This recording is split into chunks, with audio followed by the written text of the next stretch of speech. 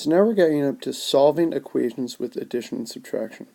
And the key idea is to undo what's been done to the variable. Remember, the variable in this first one is x, so x plus 5 is equal to 10. So what's being happening to the variable is 5 is being added to it. So to undo it, we have to subtract 5 from it. Over here, we have n minus 10 is equal to 15.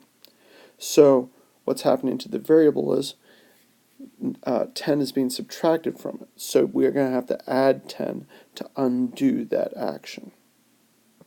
So you're going to see this pattern again and again. This first problem here, n plus 8 is equal to 10. Now I know you know the answer is 2, but we have to do this the right way to make sure it's perfectly clear. So we're going to subtract 8 from this side. We're going to subtract 8 also from this side, because we can do something to the same side as long as it's the same action to both sides of the equation, because that will remain, then the equation will remain in balance. So what's n plus 8 minus 8? That's just going to be n. And what's 10 minus 8? That's just going to be 2. Same thing underneath here, n plus 3 is equal to 51. Going to subtract 3 from both sides, because we're undoing the addition with subtraction. So n plus 3 minus 3 is going to just be n, is equal to what's 51 minus 3? That's going to be 48.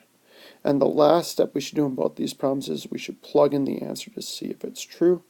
If I plug in 2 into where this goes, 2 plus 8 is equal to 10, so I know that's right. If I plug in 48 here, 48 plus 3 is equal to 51, so I know it's right.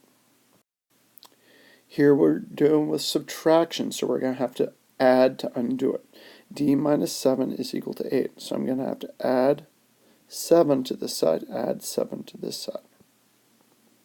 So it's going to be D minus 7 plus 7, so that's just D, is equal to 8 plus 7, so that's going to be 15.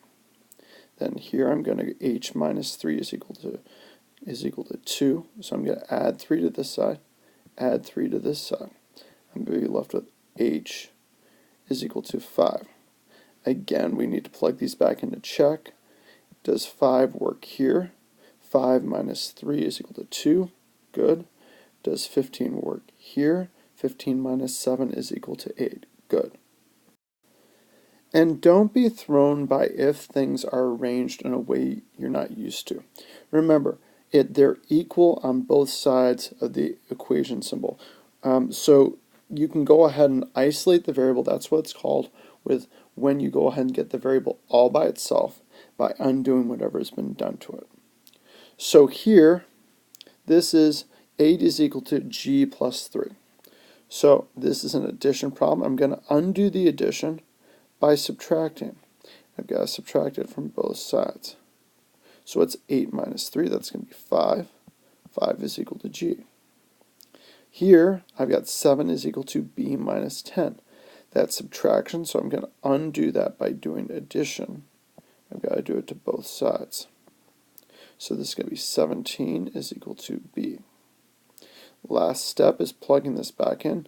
Is 17 work here? 17 minus 10 is equal to 7. That's correct. Does 5 work here? 5 plus 3 is equal to 8. So yeah, that's correct too.